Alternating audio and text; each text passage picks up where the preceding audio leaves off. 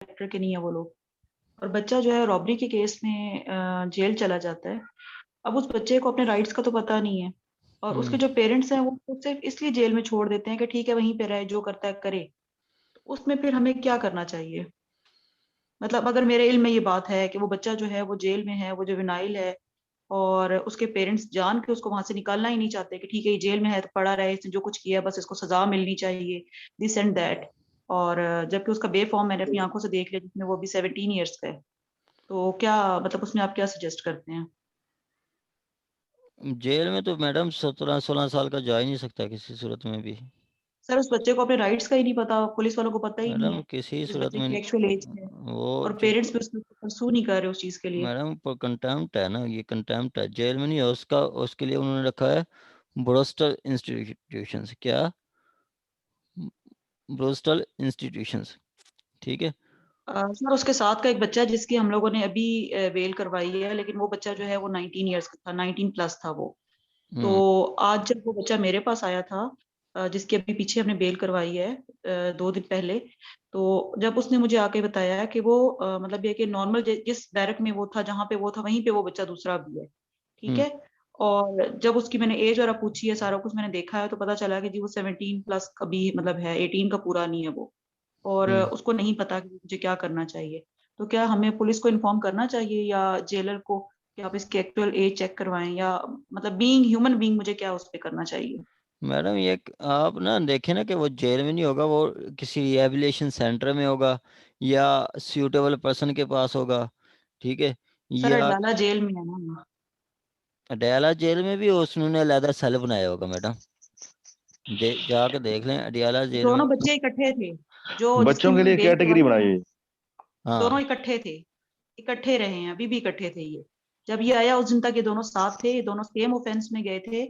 इसके पेरेंट्स ने मुझसे कांटेक्ट किया, इसकी हमने बेल करवा दी, वो बच्चा स्टिल अभी भी जेल में ही है। हम्म मैडम उसके लिए आप जो है वो हाई कोर्ट रेट कर दें। हाई कोर्ट रेट ठीक, करें कि सही है। ये वायलेशन कर रहे हैं, ये और उसमें नहीं रखा हुआ। ठीक है, सही है। ठीक, thank you sir.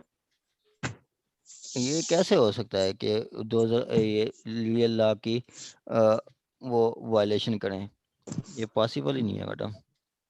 Sir sir ऐसे है ना कि सिंपल है ना रिकॉर्ड ये। में तो उसको शो नहीं ना किया होगा जुवेनाइल उन्होंने। हाँ बिल्कुल। जब रिकॉर्ड रिकॉर्ड में में तो वो उसको शो जुवेनाइल, नहीं है। रिकॉर्ड में वो जुवेनाइल है ही नहीं है, तो उन्होंने तो उसको एज ए मेजर ही ट्रीट करना है।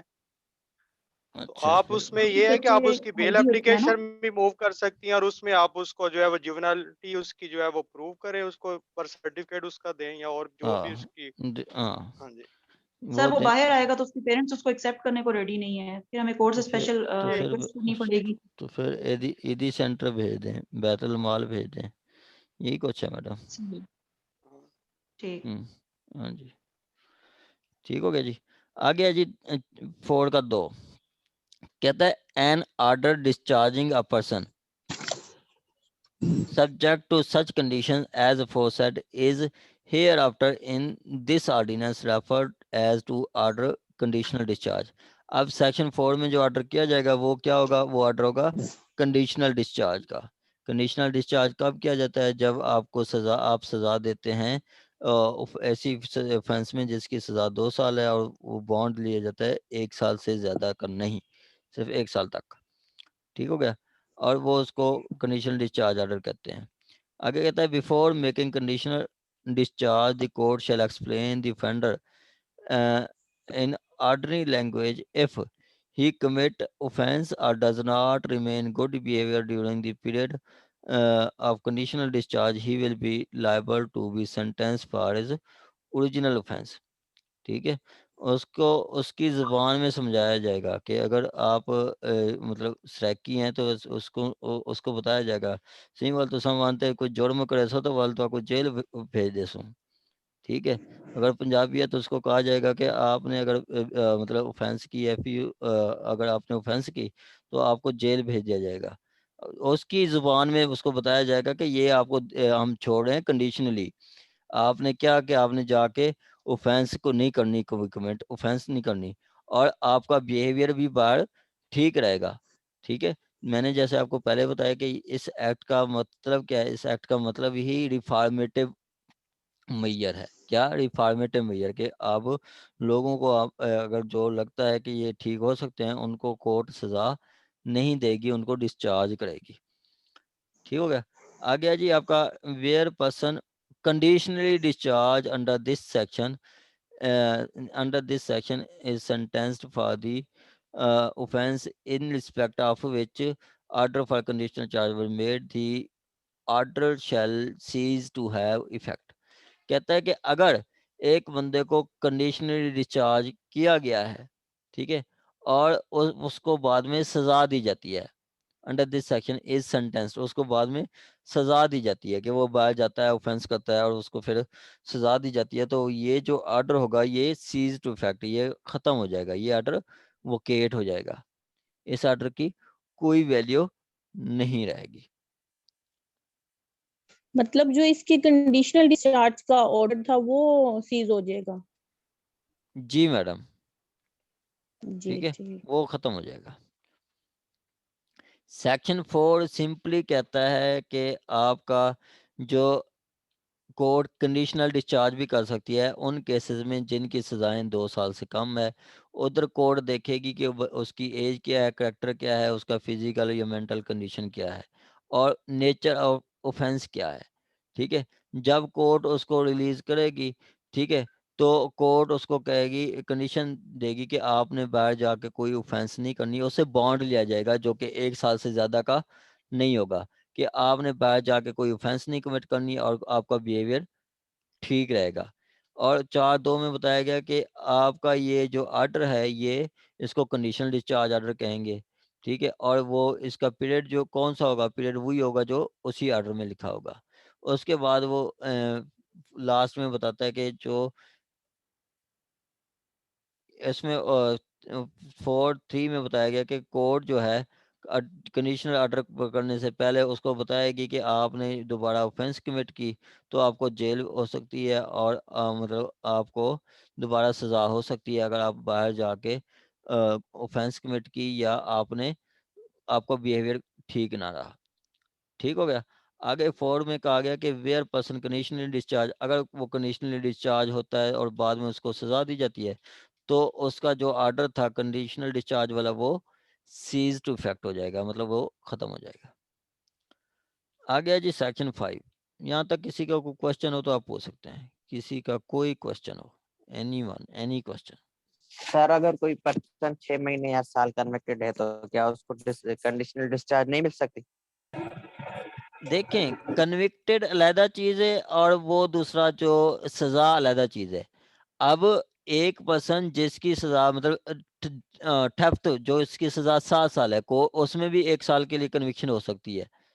ٹھیک ہے، ان کی بات نہیں کی گئی، وہ بات کی گئی ایسے کیسز جن کی سزائیں 2 سال تک ہے، ان کیسز میں جیسے جن آپ کی کا سٹیوٹس میں 2 سال لکھی ہوئی ہیں. ہاں، جن کی سزائیں 2 سال ہے، ٹھیک ہے، وہ ان کیسز میں کورٹ کنڈیشنل ڈسچارج کرے گی. سر اس میں ہے یہ چیز ڈیفینیشن میں، اگر میں غلط نہیں ہوں تو اس میں لکھا ہوا ہے وچ a person not proof to have been previously convicted, دین اس کے بعد از convicted of an offence punishable with imprisonment for not more then 2 years. مطلب پریویسلی اس کو کنوکٹڈ نہیں ہونا چاہیے اس میں، ہاں جی، اور جو اس نے نیا اوفینس کیا ہے اس کی پنشمنٹ بھی 2 سال سے زیادہ نہیں ہوگی، ہاں جی، تب وہ کنڈیشنل چارج اس کے اوپر لگے گا. بالکل ایسے ہی ہے، بالکل ایسے ہی ہے. ٹھیک ہو گیا. یہ آ گیا جی آپ کا سیکشن 5. سیکشن 5 کہتا ہے power to make probation order in certain cases. کہتا ہے where court by which mile person is convicted of offence not being offence under chapter 6(7). Chapter 6 کیا ہے؟ اوفینس اگینسٹ اسٹیٹ، جیسے 124 آ جاتی ہے سیڈیشن وغیرہ، بغاوت کا. ٹھیک ہے، اور چیپٹر 7 کیا ہے؟ Offence relating to army navy, ٹھیک ہے، ان سے ریلیٹڈ ہے. آگے وہ کہتا ہے پاکستان کے آگے وہ کہتا ہے 216(a), 328 اوفینس مطلب بچوں کے خلاف جو اوفینس کرتے ہیں، یا پھر آپ کا 386، 87، 401، 455، 458، ان offenses میں آپ کو پروبیشن پہ ریلیز نہیں کیا جائے گا. ساتھ یا ایک ہے یہ کیا ہے کہ offense punishable with death یا life, death یا life. اب اس کی آپ نے 3 کیٹیگریز بنانی ہے. کیا چیز؟ ان کی 3 کیٹیگریز بنانی ہے. کون سی کیٹیگریز ہیں وہ؟ ان کیٹیگریز میں آپ کی پروبیشن نہیں ہوگی. آپ کا یہ جو ایکٹ ہوگا یہاں سے آپ کا ایم سی کیوز آئیں گے. ٹھیک ہے, ایم سی کیوز کے لیے یہ ہم پڑھ رہے ہیں, امپورٹنٹ ہے. اے ڈی پی پی میں ایم سی کیوز آ سکتے ہیں. سر یہ کن ان کیسز میں سر ان کیسز میں سے پروویژن نہیں ہوگا, ہاں اس کے علاوہ سب میں ہو جائے گا.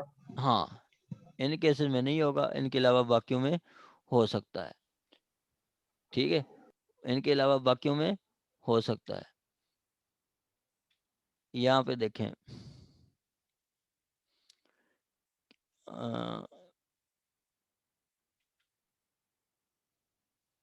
اب یہاں پہ جو آپ نے اس کو جو سزائیں ہیں کن سزاؤں میں نہیں ہوگا. ایک سب سے پہلے انہوں نے بات کی گئی ہے ایسی سزائیں جہاں پہ وہ جو بتائی گئی ہیں chapter 6 and 5 being an offense under chapter 6 and 5 of PPC. ایک بات کی گئی ہے. ٹھیک ہے, ایک بات. 7 نہیں, ہاں جی دونوں آ گئے نا میڈم, 6 and 7. ٹھیک ہے, اور اس کے بعد جو تیسری بات کی گئی ہے وہ یہ ہے. یہ اس طرح آپ اپنے نوٹس بنایا کریں. ٹھیک ہے, اب یہاں پہ وہ دیکھیں کہ کن offenses میں سزائیں نہیں ہے. پہلا یہ آپ کا یہ ہے کہ جہاں پہ چیپٹر 6 and 7. دوسرا یہ سزاؤں کو اسپیسیفائی کیا گیا ہے کیا کون سے, یہ دیکھیں یہ دوسرا کہ مطلب 216 ہے, 328 اور یہ. اور تیسرا وہ بتائے ان offenses میں بھی آپ کو پروبیشن پہ نہیں دیا جائے گا, جیسے ڈیتھ یا لائف کیسز میں. ڈیتھ یا لائف میں آپ کو پروبیشن پہ ریلیز نہیں کیا جائے گا. ڈیتھ میں جو جیسے ریپ ہے, ہرٹ ہے, ٹھیک ہے, اور رابری ود مرڈر ہے. ٹھیک ہے, اس کے علاوہ آپ کا لائف والے بھی آپ دیکھ لیں, 302 لائف میں بھی آتی ہے. ٹھیک ہے, تو ان کیسز میں پروبیشن پہ ریلیز نہیں کیا جائے گا. کون سے؟ چیپٹر 6 اور 7, اور اس کے علاوہ 328, 397, 399 یہ, اور اس کے علاوہ لائف اینڈ ڈیتھ والے کیسز میں سزا نہیں ہوگی. آگے کہتا ہے آپ کا فیمیل کو کن کیسز میں سزا نہیں ہوگی. فیمیل کو پروبیشن پہ صرف ایسے اوفینسز جن کی سزا ڈیتھ ہے ان میں نہیں دی جائے گی, باقی ہر کیسز میں پروبیشن پہ ریلیز ہو سکتی ہے. جیسے کہ اگر وہ کسی کا فیمیل مرڈر کرتی ہے, ٹھیک ہے, تو وہ مرڈر کی سزا اس کو جو ہے وہ مطلب مرڈر میں اس کا پروبیشن نہیں ہوگا, بقایا ہر کیسز میں اس کا پروبیشن پہ ریلیز ہو سکتی ہے. ٹھیک ہو گیا. آگے کہتا ہے ایک تو وہ کہ فیمیل جو ہے پنیشبل ڈیتھ کرے. آگے وہ بتایا بھی ہے کہ اگر کن پروبیشن بھی دیں گے تو کن صورتوں میں دیں گے, وہ یہ بتا رہا ہے. کہتا ہے از opinion that code is opinion. Sir G madam. Sir speed تھوڑی ہلکی کر لیں, زیادہ تیز ہو گئی ہے. اچھا, سمجھ جی نہیں آ رہا آپ کو؟ نہیں سمجھ بہت آ رہا ہے, لیکن آپ کو پتہ ہے میں نے اسپیڈلی لکھنا بھی ہوتا ہے. اچھا چلیں کوئی نہیں. آگے کہتا ہے جی آپ کا فیمیل کو ڈیتھ سینٹینس میں پنشمنٹ جو ان کی ایسی سزائیں جن کی سزا پنشمنٹ ہے, ڈیتھ پنشمنٹ ہے, وہاں پہ پروبیشن پہ ریلیز نہیں کیا جائے گا. باقی جو بھی اوفینسز ہوں گی ان میں اس کو پروبیشن پہ ریلیز کیا جائے گا. ٹھیک ہو گیا. آگے کہتا ہے if court is opinion that having regard the circumstances including the nature of offense. اب جب پروبیشن پہ بھیجے گی کورٹ نے سرکمسٹانسز بھی دیکھنے ہیں. کیا دیکھنا ہے؟ کورٹ نے سرکمسٹانسز بھی دیکھنے ہیں کہ اس کو اوفینس کے سرکمسٹانسز کیا ہیں, نیچر کیا ہے, اینڈ کریکٹر آف اوفینڈر کے وہ جو بی ہے اس کا کریکٹر کیا ہے. آیا کہ وہ پریویسلی کنوکٹڈ تو نہیں ہے, آیا کہ وہ ہیبیچولی اوفینڈر تو نہیں ہے. ٹھیک ہے, ہیبیچولی اوفینڈر تو نہیں ہے. یہ سارا کچھ کورٹ دیکھے گی، یہ سارا کچھ کورٹ دیکھے گی. ٹھیک ہو گیا. آگے کہتا ہے جی آپ کا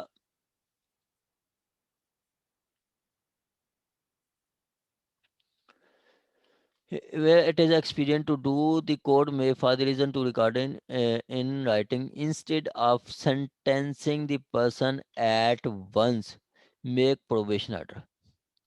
ٹھیک ہے.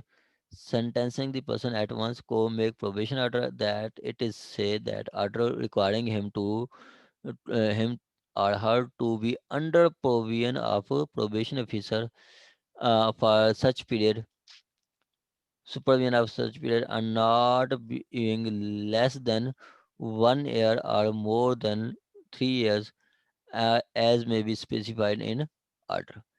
ٹھیک ہو گیا. یہ یہاں پہ بتاتا ہے کہ جب کورٹ ان کو پروبیشن پہ بھیجے گی تو ان کو کہے گی کہ آپ نے اتنی عرصے کے لیے پروبیشن آفیسر کے پاس پیش ہوتے رہنا ہے. پروبیشن کیا ہے؟ پروبیشن آفیسر کے پاس جاتے ہیں، وہ صرف منہ دکھا کے آ جاتے ہیں، حاضری لگوا کے آ جاتے ہیں بس. وہ بھی 1-2 دفعہ جاتے ہیں بس، 3 مہینے بعد 6 مہینے بعد ایک دفعہ گئے بس ختم. وہ کورٹ 1 سال کے لیے بھی کہہ سکتی ہے، 2 سال کے لیے بھی کہہ سکتی ہے، جو کورٹ کو مناسب لگے. آگے کہتا ہے جی آپ کا provided that court shall not pass probation order unless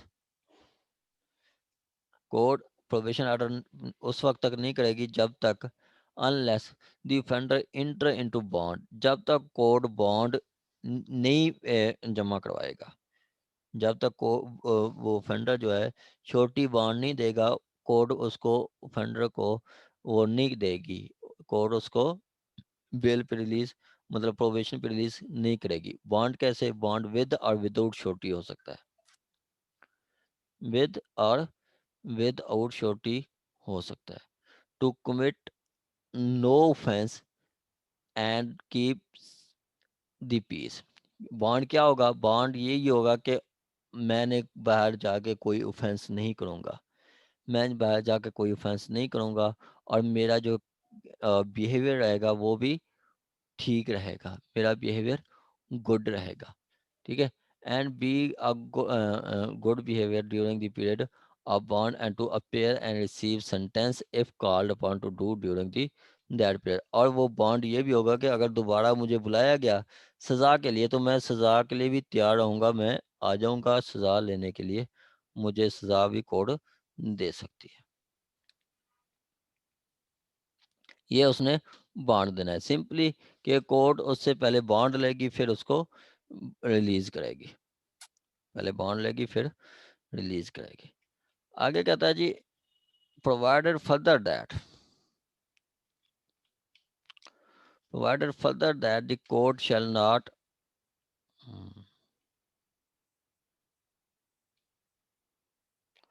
provided further that court shall not pass a probation order under this section unless it is satisfied that the offender or one of his surety, if any, has fixed place of abode or regular occupation within the local limits of its jurisdiction and likely to continue such place of abode or such occupation during the period of bond. کہتا ہے کہ court نے جب اس کو probation پہ release کرنا ہے تو سب سے پہلے کورٹ نے سیٹسفائی کرنا ہے، اپنے آپ کو سیٹسفائی کرنا ہے کہ یہ بندہ جو ہے اس کا گھر میری اس جوریسڈکشن میں ہے، میری اس جوریسڈکشن میں ہے، یا یہ بندہ یہاں پہ اس کا ریگولر کوئی آکوپیشن ہے. ٹھیک ہے، یہاں پہ اس بندے کا کوئی ریگولر آکوپیشن ہے. ٹھیک ہو گیا. جیسے عدیل احمد کو اگر پروبیشن پہ ریلیز کرتی ہے کورٹ تو کورٹ دیکھے گی کہ ہاں جی ملتان والی کورٹ دیکھے گی کہ ہاں جی عدیل احمد کا گھر لاہور ملتان میں ہے. ٹھیک ہے، یا پھر کورٹ دیکھے گی کہ عدیل احمد ملتان میں پریکٹس کر رہا ہے، ملتان میں پریکٹس کر رہا ہے. ٹھیک ہے، تو یہ دونوں چیزیں دیکھے گی تو اس کے بعد کورٹ پروبیشن کا آرڈر کرے گی. یہ اس کی لاجک کیا ہے؟ یہ لاجک یہ ہے کہ وہ اس کو جو پیش بھیجا جائے گا وہ کنسرنڈ اسی کوڈ کا جو پروبیشن آفیسر ہوگا اس پہ بھیجا جائے گا. سپوز کہ ایک پرسن آتا ہے, وہ مطلب رحیم خان سے آ جاتا ہے اور لاہور میں آ کے کوئی فینس کرتا ہے, تو لاہور والی کوڈ اس کو پروبیشن پہ نہیں بھیجے گی, کیونکہ اس کا تو نہ لاہور میں کوئی گھر ہے نہ اس کا کوئی ریگولر کوئی آکوپیشن ہے, وہ تو ویسے وزٹ کے لیے آیا تھا. ٹھیک ہے, تو کوڈ نے یہ ذہن میں رکھنا ہے کہ جب کوئی پروبیشن پہ بھیجے گی تو کوڈ دیکھے گی کہ کیا اس کا کوئی ادھر کوئی ریگولر آکوپیشن ہے, کوئی پیشہ ہے, کوئی وکالت کرتا ہے ادھر, یہ جاب کرتا ہے یا کیا کرتا ہے, یا پھر اس کا ادھر کوئی گھر ہے. ورڈ ہوتا ہے ریزیڈینشیل پلیس. کیا ہے جی؟ Residential place. یہ کہ اس کا کوئی ادھر کوئی گھر وغیرہ ہے یا نہیں. ٹھیک ہو گیا جی. یہ دو پرووائزو تھے. پہلا پرووائزو یہ تھا کہ کوڈ اتنی دیر تک پروبیشن پہ نہیں بھیجے گی جب تک بانڈ مطلب ایگزیکیوٹ نہیں ہوتا. دوسرا, کوڈ اتنی دیر تک نہیں بھیجے گی جب تک کوڈ مطمئن نہ ہو جائے کہ اس بندے کی ادھر رہائش ہے یا ادھر کام کرتا ہے. آگے ہے جی 5 امپورٹنٹ ہے سیکشن, ہے بھی صرف سیکشن 5 ہی مطلب موسٹ امپورٹنٹ. وہ کوشچن آ سکتا ہے کہ پروبیشن بھیجنے کے لیے کیا کنڈیشن کیا ریکوائرمنٹ ہے کورس کی, تو یہ آپ سیکشن 5 پہ کوشچن دے سکتا ہے, یا پھر آئے گا تو سیکشن 13 پہ آئے گا کہ وہ ڈیوٹیز آف پروبیشن آفیسر. ٹھیک ہے, آگے کہتا ہے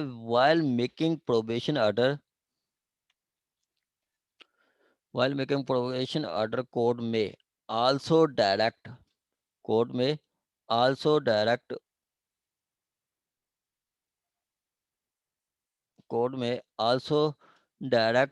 the bond shall contain such conditions as in the opinion of court and may necessary for securing supervision of the offender by the probation officer, and also additional condition with respect to residence, environment, abstention, abstention, absent,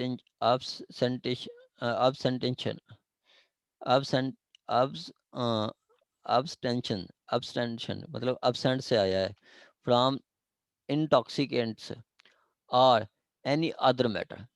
ٹھیک ہے, یہ بتاتا ہے کہ code جو ہے probation order کرتے وقت کوڈ نے ڈائریکٹ کرنا ہے کہ بانڈ کی جو کنڈیشنز ہوں گی وہ کوڈ کی جو مناسب سمجھے گی وہی ہوں گی, for securing supervision of offender by the probation officer. And also کوئی مطلب کوڈ نے کوئی ایسی کنڈیشن لگانی ہے جو کہ کوڈ کو سمجھتی ہے کہ یہ ہونی چاہیے.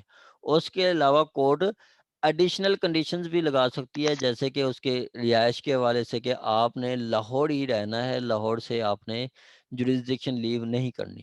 یا پھر دوسری بات کرتا ہے کہ کورٹ اس کی کنڈیشنز یہ بھی لگا سکتی ہے کہ آپ کا یہ ماحول ہوگا کہ انوائرمنٹ ہوگا, آپ نے ان لوگوں کے درمیان نہیں جانا, آپ نے نشے والے لوگوں کے پاس نہیں جانا. ٹھیک ہے, یا ان ابسینٹنس فار انٹاکسیکینٹس, نشے والے لوگوں کے پاس آپ نے نہیں جانا. یا any other matter which court may, having regard to the particular circumstance of case, consider necessary for the preventing of repetition of same offense or commission of offense by the order for rehabilitation him and honest, industrious and law-abiding citizen. ٹھیک ہے, کہ وہ اس کا مقصد کیا ہوگا ان conditions کا. Condition کا مقصد یہی ہوگا کہ وہ اس کو ٹو کنسیڈر نیسیسری وہ کنڈیشن لگائے گا جو کہ ضروری ہوں گی prevention of repetition of same offence, کہ وہ بندہ دوبارہ اوفینس ہی نہ کرے, وہی اوفینس ریپیٹ نہ کرے, یا پھر نئی اوفینس کوئی نئی اوفینس نہ کرے وہی اوفینڈر. اور یہ کیا ریہیبلیٹنگ ہم, کہ اس کو دوبارہ اس کو ریہیبلیٹ کرنا, اس کو مطلب دوبارہ سیٹ کرنا, دوبارہ اس کی افزائش کرنا, اس کو ٹھیک کرنا کہ وہ دوبارہ اس سائڈ پہ سوچے ہی نہ. یا پھر اس کو ایماندار اور محنتی, انڈسٹریس ہوتا ہے محنتی, اینڈ لا ایبیڈنگ سٹیزن بنانے کے لیے. ٹھیک ہے, لا ایبیڈنگ سٹیزن بنانے کے لیے اس کو کورٹ کنڈیشنز لگا سکتی ہے. 5(2) میں صرف کورٹ نے یہ بتایا کہ جب بانڈ ایشو کیا جائے گا تو کورٹ اس پہ کنڈیشنز لگائے گی، پروبیشن آرڈر کرے گی تو کنڈیشنز لگائے گی کہ یہ بندہ جو ہے اس کی ریزیڈنس کہاں پہ ہوگی، اس کا ماحول کیسا ہوگا، اس کو نشہ والوں لوگوں کے پاس نہیں جایا جائے گا۔ مقصد کیا ہوگا ان کا کہ وہ بندہ دوبارہ اوفینس ریپیٹ نہ کرے، کوئی نئی اوفینس نہ کرے، اور وہ بندہ ٹھیک ہو جائے، ایماندار بن جائے، محنتی ہو جائے، اور وہ لا ابیڈنگ سٹیزن بن جائے۔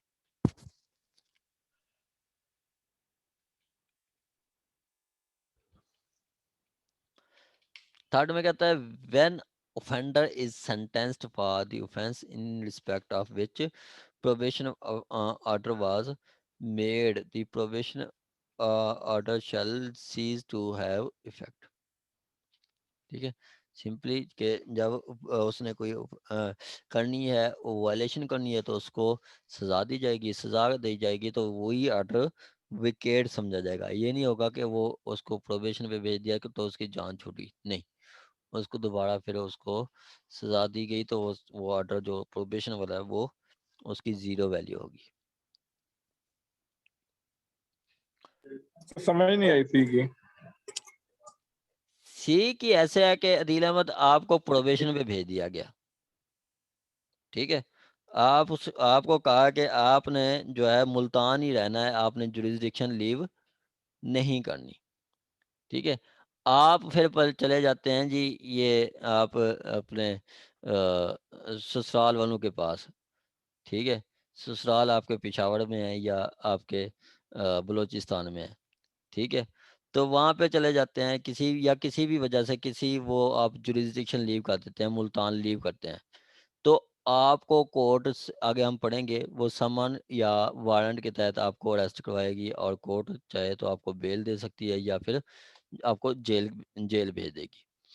تو جب آپ کو جیل بھیجا جائے گا تو یہ سمجھا جائے گا کہ یہ جو پیچھے پروبیشن والا آرڈر تھا وہ shall have Cs to affect, کہ وہ آرڈر ختم ہو گیا، probation order shell Cs to affect, کہ جب اس کو آپ کو سنٹینس دی جائے گی تو وہ آرڈر جو پرانے آرڈر کی کوئی ویلیو نہیں رہے گی۔ جی سر آگے تو یہاں تک کسی کا کوئی کوشچن ہو تو اینی ون؟ سر اگر کوئی پریویسلی کنوکٹڈ ہو تو کیا اس کو جو ہے پروبیشن آرڈر ریلیز کیا جا سکتا ہے؟ نہیں، پریویس کنوکٹڈ کو نہیں کرتے، پریویسلی کنوکٹڈ کو اوکے سر، نہیں کرتے۔ وہ ایک سائٹیشن بھی ہے، وہ میں نے آپ کو شاید پہلے بتائی ہے، 2018 وائی ایل آر 461 پیج پہ، وہ یہ کہتی ہے کہ یہ جو اس کا مقصد کیا ہے، ریفارمنٹیو ویئر ہے، اور یہ جو ریلیف ہے یہ فیور دی جائے گی نان پروفیشنل لوگوں کو، نان پروفیشنل کرمنلز کو، جن کا پروفیشن نہیں ہے، جو کہ ویسے مطلب کوئی پھنس جاتے ہیں اور ان کو ویسے مطلب نئے جو ہوتے ہیں ان کو اندر ڈال دیتے ہیں، تو ان کو ریفارم کرنے کے لیے یہ ایکٹ بنایا گیا ہے۔ جو سر ہیبیچول نہیں ہوتے، ہاں جی، ہیبیچول نہیں ہوتے۔ کچھ ہوتے ہیں نا ہیبیچول ہوتے ہیں، اگر ایک دفعہ انہوں نے وہ شراب برآمد ہو گئی ہے، شراب پی لی، تو بار بار وہی ایف آئی آر ریپیٹ ہوتی رہتی ہیں ان پہ۔